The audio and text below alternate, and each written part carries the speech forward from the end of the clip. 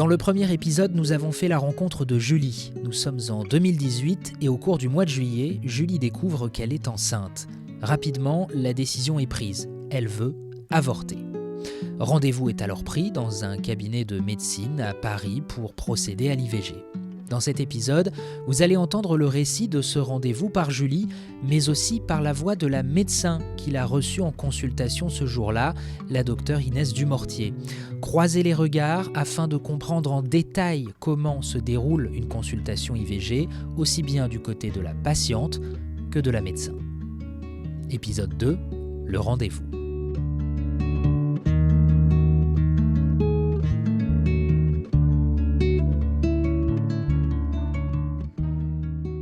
De ce que je me souviens de cette consultation-là, c'est effectivement une consultation où il pouvait y avoir effectivement beaucoup d'émotions, beaucoup de questionnements, et parce que c'était un moment de vie dans mon souvenir qui était un peu particulier, notamment parce que la patiente travaillait beaucoup et qu'il y avait une grosse charge de travail, et je pense que ça jouait beaucoup dans l'impact que ça allait donner, de la fatigue que ça allait occasionner, et de la volonté absolue que ça n'impacte pas le travail, parce que ça reste quand même une sorte de sujet tabou et on peut pas arriver au travail en disant « Ah bah désolé, en fait je vais pas pouvoir venir travailler parce que j'ai IVG ».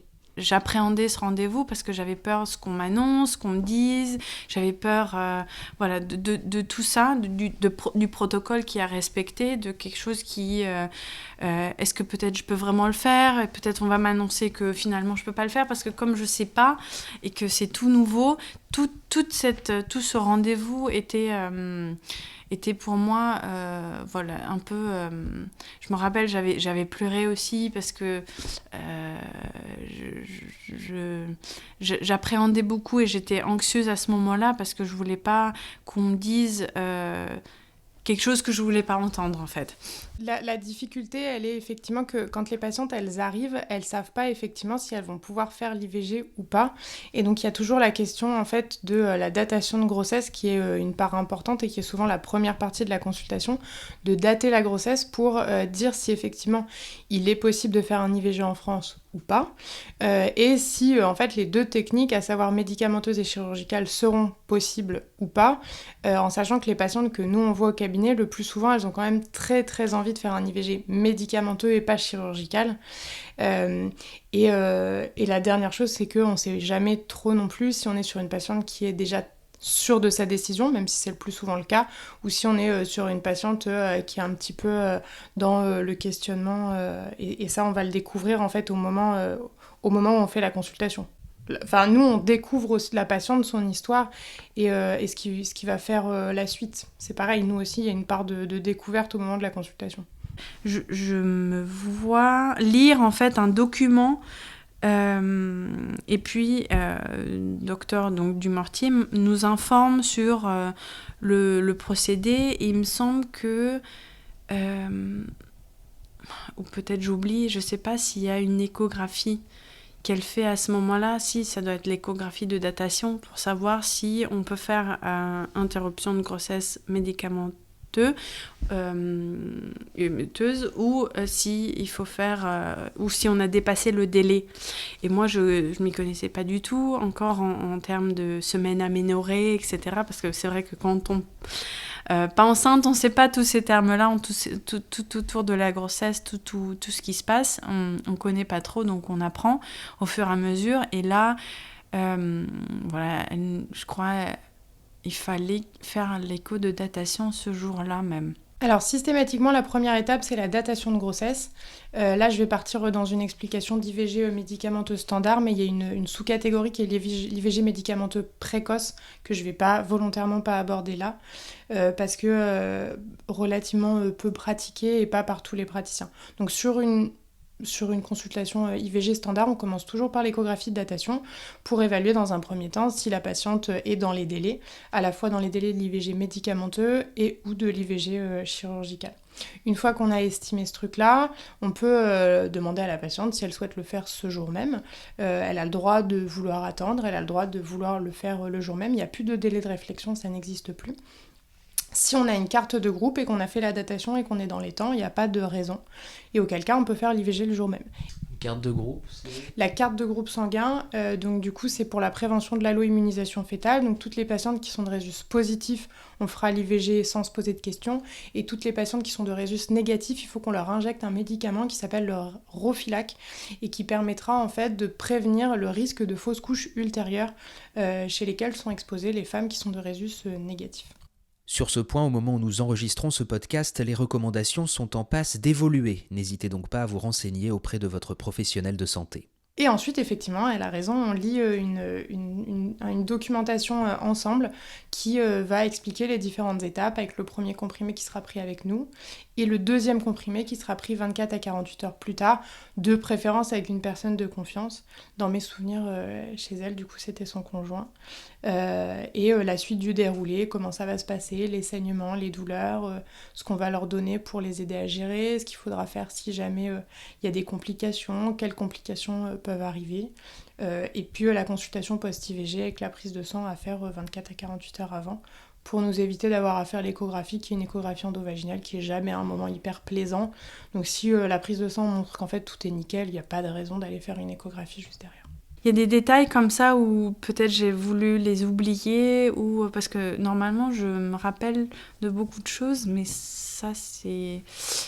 même, il me semble que c'était, je sais pas, 5 semaines, ou à 4 ou 5 semaines d'aménorrhée, donc tout au début.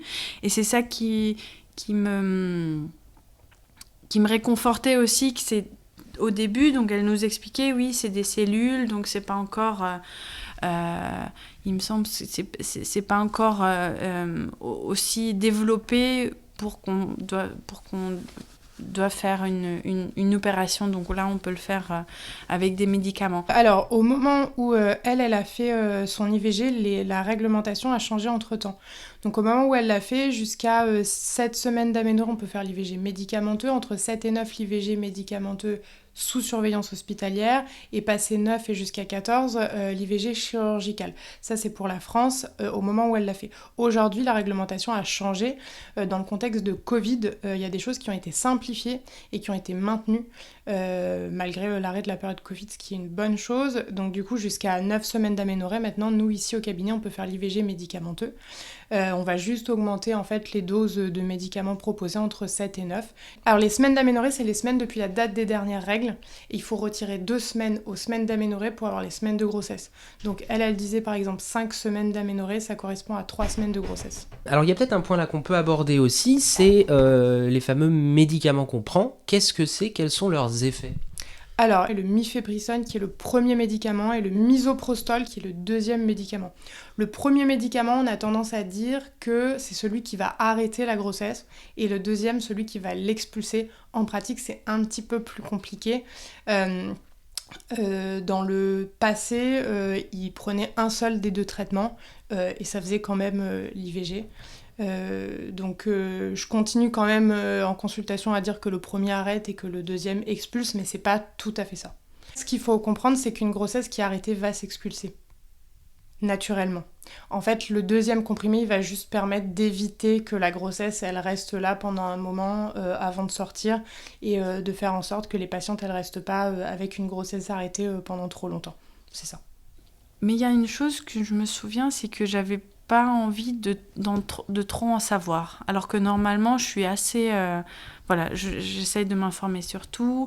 Mais là, je voulais, comme s'il y avait quelque chose en moi qui voulait vraiment rapidement, en fait, l'oublier, passer à autre chose, ne pas trop en savoir. En fait, c'est ça. C'est le sentiment qui me revient là. C'était peut-être mon cerveau qui voulait juste s'arrêter à ce moment-là. Allez, hop, on passe tout ça rapidement et puis on passe à autre chose. Je dirais que l'essentiel, c'est de donner les informations qui sont indispensables. Et les informations qui sont indispensables, c'est s'assurer qu'on n'a pas de contre-indication, même si on n'a pas des masses, et s'assurer que la patiente, elle a compris quand est-ce qu'il fallait qu'elle s'inquiète. Après, la prise des comprimés, elle est relativement facile. C'est juste que la grossesse, au même titre que le deuxième comprimé, peuvent donner en fait des envies de vomir, et auquel cas des difficultés d'absorption, que ce soit des médicaments pour les douleurs ou du médicament qui va permettre l'expulsion. Donc il y a une petite subtilité, c'est de bien expliquer qu'est-ce qu'on fait quand on vomit, au bout de combien de temps il faut s'inquiéter s'il y a un vomissement après la prise des comprimés. et quand est-ce qu'il faut consulter aux urgences, donc notamment s'il y a trop de saignements. Donc la référence qu'on donne, c'est si on utilise plus que 5 serviettes maxi, les grosses serviettes de nuit en 2 heures, là il faut consulter aux urgences.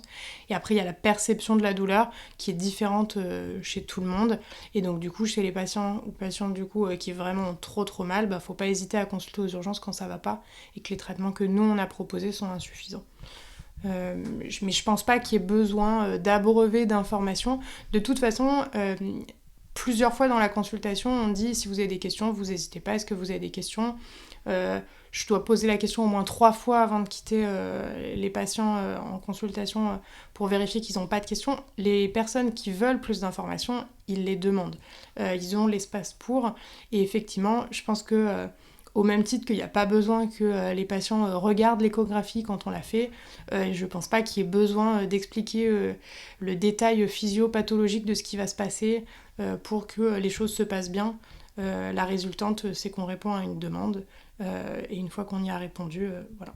Alors, ce qu'on s'est dit aussi, c'est que c'était aussi pour nous, pour notre couple, un moment de se dire, ok, est-ce qu'on veut un enfant, quand est-ce qu'on le veut, et de se préparer en fait mentalement, physiquement sur tout ça, et voilà, d'être beaucoup plus conscient, de faire plus attention. Et c'est sûr que à l'issue de ce rendez-vous, le docteur nous a donc proposé des méthodes de contraception, et c'est là où j'ai pris la décision de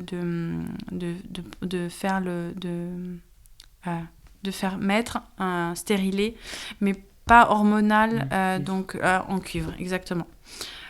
Et on a directement pris rendez-vous, il me semble, 1 semaine après, où ça s'est fait très rapidement.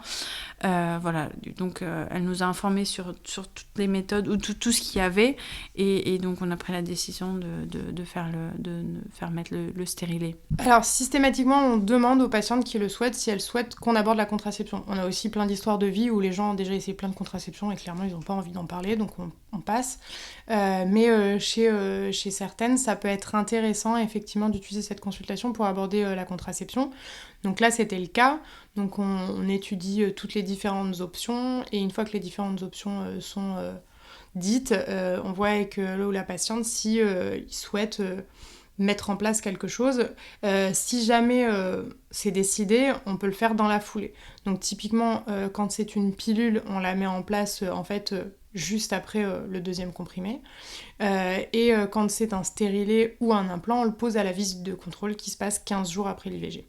On entend souvent des gens dire, voilà, moi la contraception hormonale, j'ai arrêté parce que je voulais prendre soin de moi. C'est quelque chose qui revient souvent, qui est un peu revenu dans ce que disait Julie. Qu'est-ce que ça vous inspire, ce genre de déclaration ? Alors, je pense que c'est important justement de revenir sur ce sujet-là parce que on peut aussi prendre soin de soi et prendre une contraception hormonale. Donc, il ne faut pas se dire que sous prétexte qu'on prend une contraception hormonale, on ne prend pas soin de soi. Il y a même des cas tout à fait contraires. Typiquement, une patiente qui aurait de l'endométriose, en fait, le fait de prendre une contraception hormonale, ça peut même améliorer sa symptomatologie, voire on peut parfois observer une régression en fait des nodules d'endométriose. Donc, il ne faut pas faire d'amalgame. Je pense que toutes les situations sont individuelles, toutes les femmes sont différentes et chaque femme trouvera sa contraception à un moment et à un instant T de sa vie. On peut parfois même avoir des besoins qui sont différents en fonction des moments de vie. Et donc il ne faut pas faire d'amalgame et dire je prends soin de ma santé ou je prends soin de moi, donc je ne prends pas de contraception hormonale. Il n'y a pas de lien ou de corrélation entre les deux.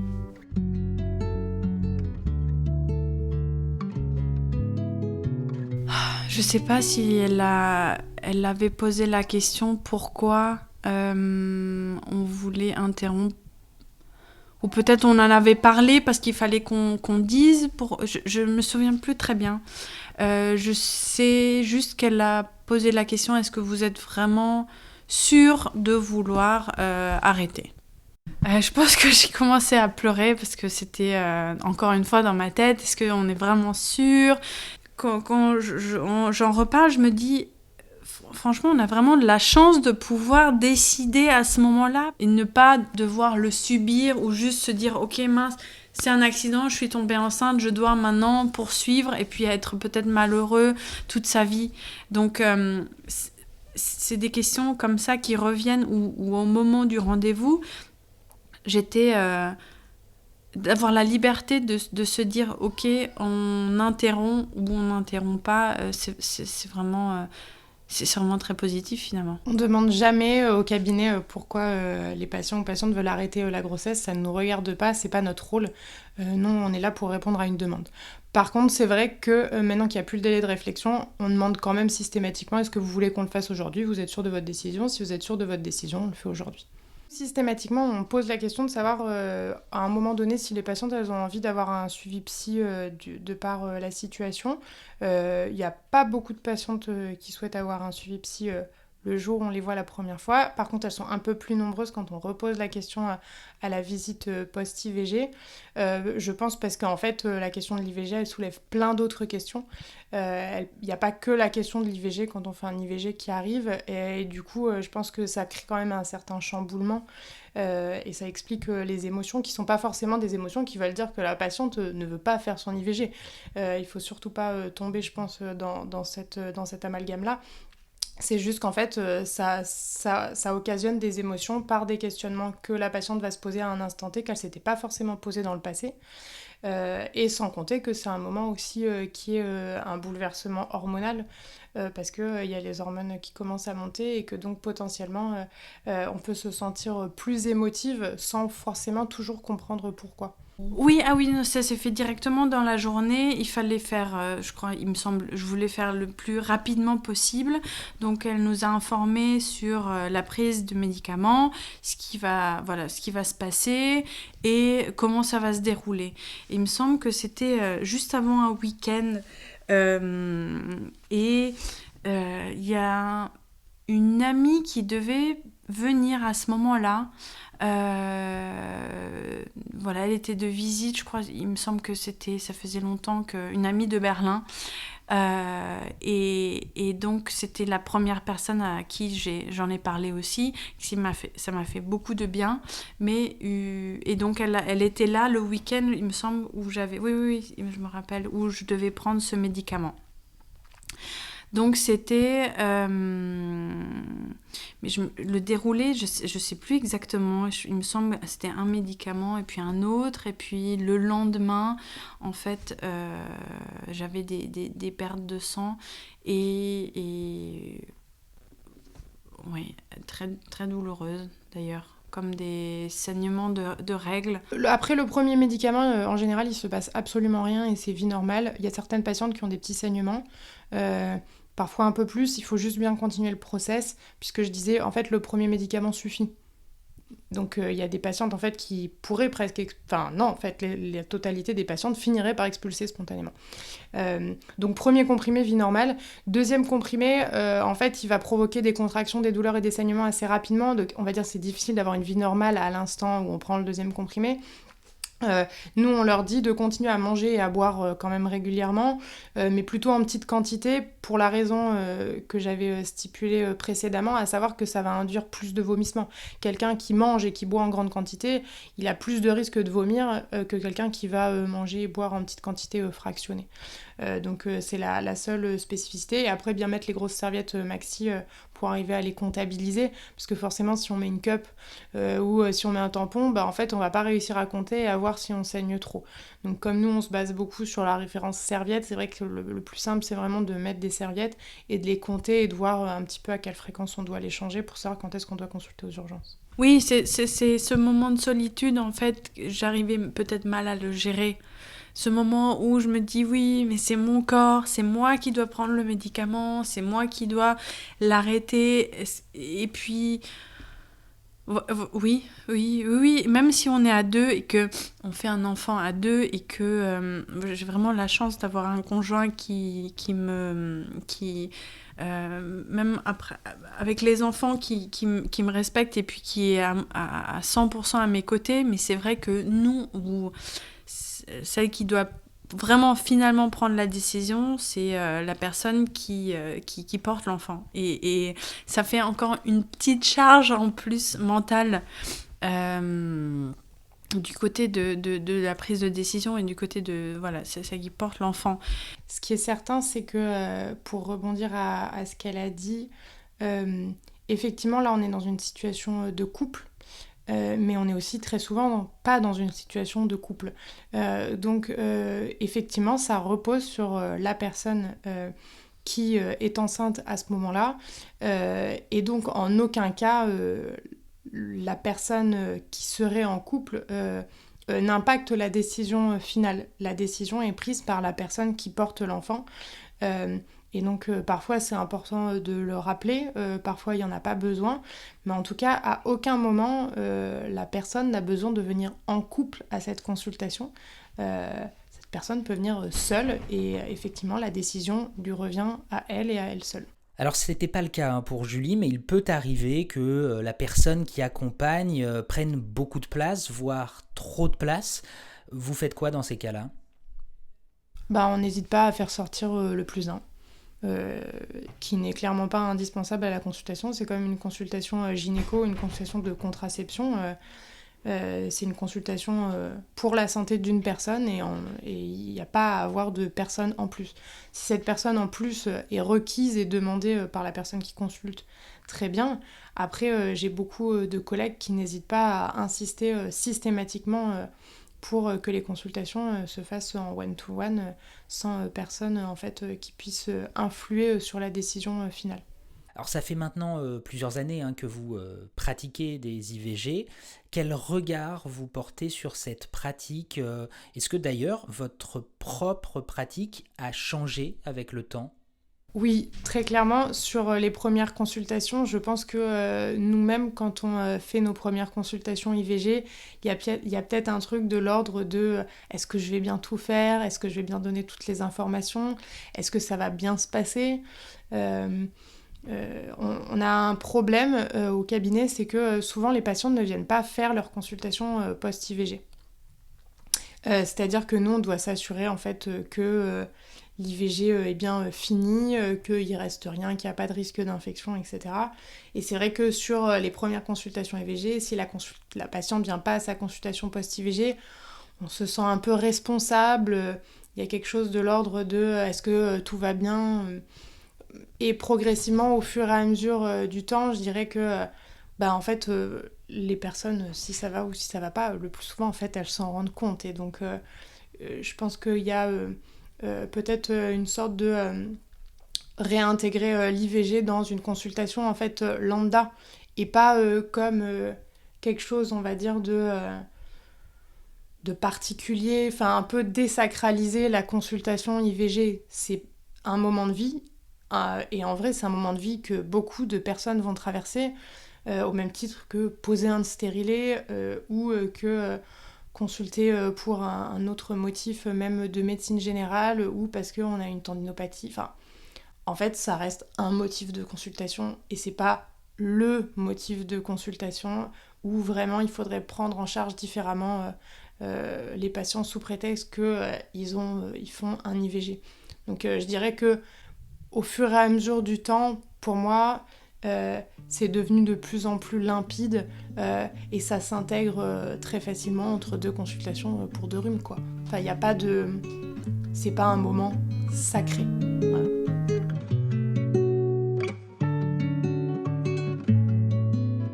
C'est la fin de cet épisode. Merci pour votre écoute. Si vous jugez ce podcast utile, n'hésitez pas à le partager, à commenter et à noter sur votre appli de podcast.